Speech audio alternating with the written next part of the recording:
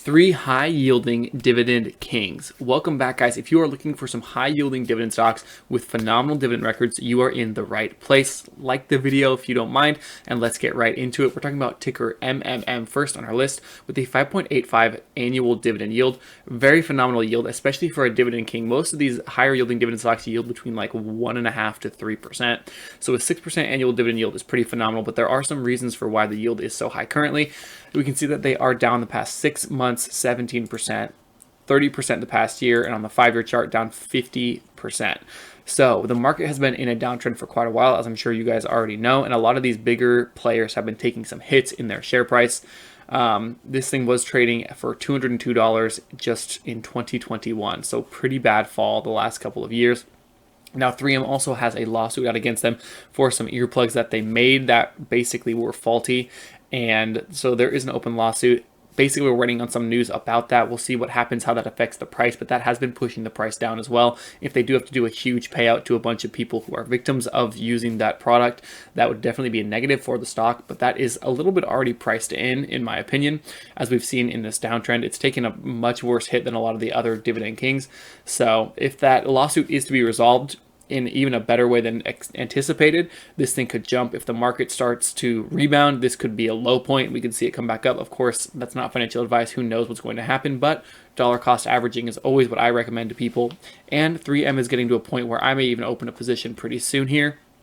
Now, go to their max chart, we can see that it has been a rough couple of years, but they were doing phenomenally well since 1983 all the way up. They were $260 a share. When was this? In 2018, and have since then fallen pretty heavily. Let's try and get the top there.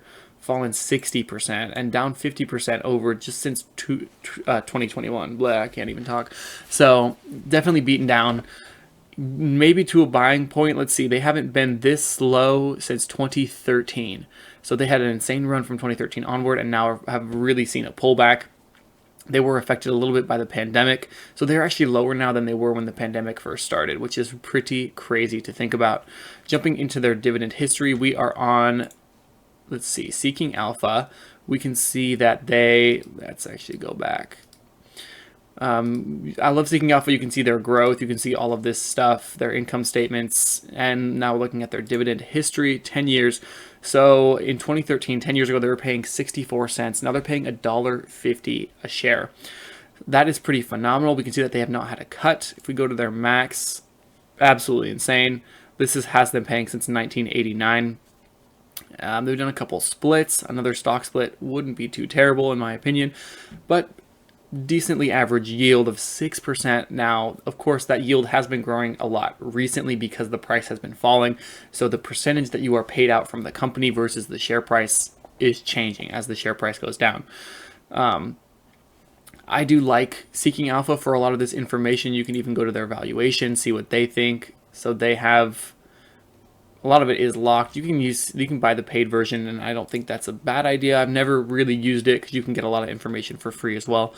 But we can actually check earnings per share. You can go down here, look at the payout ratio, 61%. Pretty safe payout ratio. That's what I like to look at for dividend paying stocks. And tons of info on all these on Seeking Alpha. I don't have like a code or anything. I just like Seeking Alpha and seeing their dividends. Seeking Alpha is the most accurate dividend tracker that I've found so far. I've used like NASDAQ.com, but that one can be a little bit misleading sometimes. So that's 3M.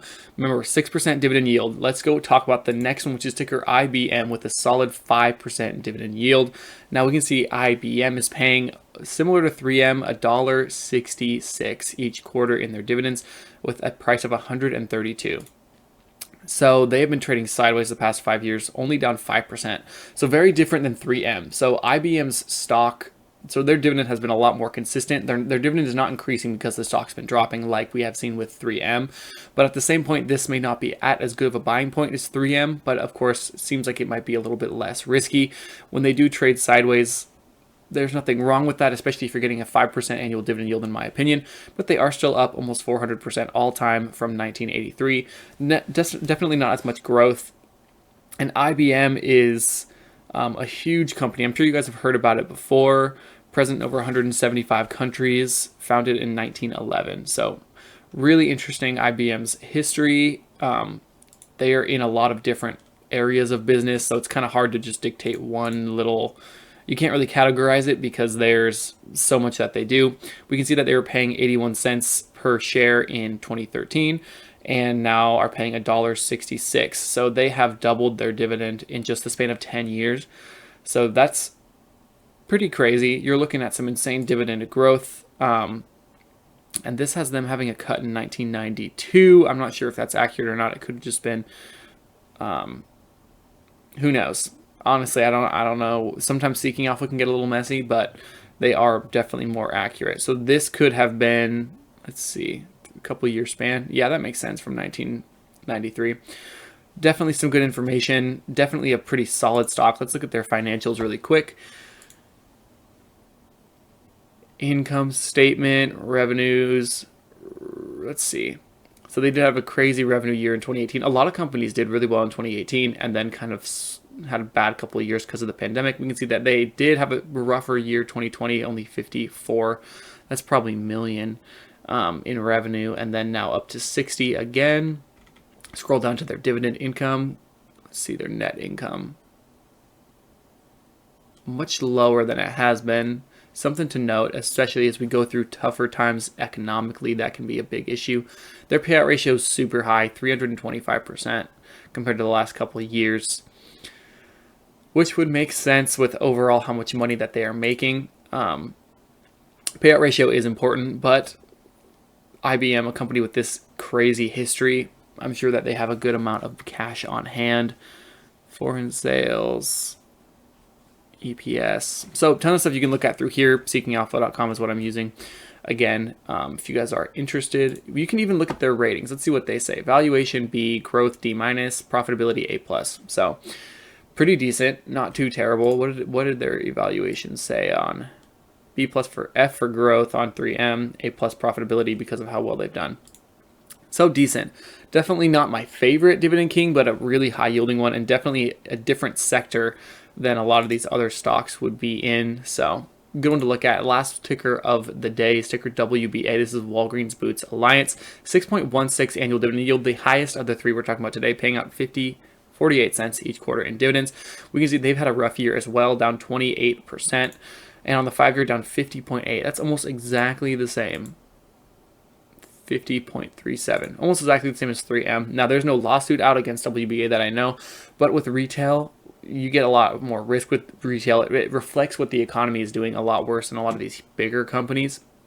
So definitely rough, down from $85 to $31. We go to their max chart, they're still up 3,000%, but they did hit a high in 2015 and have sold off since then about 64%, a little bit under that, and are now falling to levels. They fell past the pandemic drop and are reaching levels about 2012.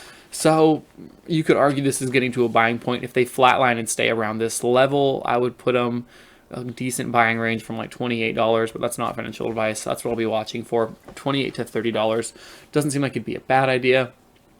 But man, they have fallen quite a bit. Let's look at their dividends. Last 10 years, pretty decent dividend growth from 28 cents to 48 cents, 20 cents. Not as much dividend growth as we have seen with some of the others. But look at this all-time dividend growth. Absolutely phenomenal. This is where you can see the growth did slow down a little bit the past couple of years because they have been struggling a lot more. But since 1990 is when they seem to have started, and all the way up. Just a really great all-time chart. Well, you can't really argue against that. Price and dividend history. Yeah, we have seen over the last 5 years dividends keep paying out, but the price has been dropping, which is increasing that yield a bit as well. And this is just each dividend, what they're paying out quarterly. They do pay out quarterly. I believe all these pay out quarterly. I do like monthly dividend payers, but quarterly ones aren't bad either.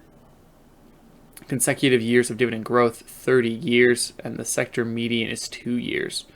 So pretty phenomenal. Pretty phenomenal. I do like these Dividend Kings. They are so aggressive with some of their growth sometimes, and they're just a good one to buy and hold forever if that's the kind of what you're looking for. Now, what I do with my own personal portfolio, these are my safe stocks, these Dividend Kings, even if they're at a little bit higher risk of losing their dividends because of the market. I like to have some really high growth, high yield dividend stocks like JEPI, JEPQ, Realty income is really great, but that one's not nearly as risky. That one's a REIT, some BDCs, HRZN, ARCC, and then I kind of counteract some of those with just these typical lower growth, kind of middle of the line yielding stocks. That especially some of these right now are at such good buying levels that they almost. Typically, I don't look for stocks that are paying 10% in dividend yields. 5% is more than good enough for me, but because of how the market's been and all these are so beaten down, 10% is becoming like kind of common, which it used to not be quite as common.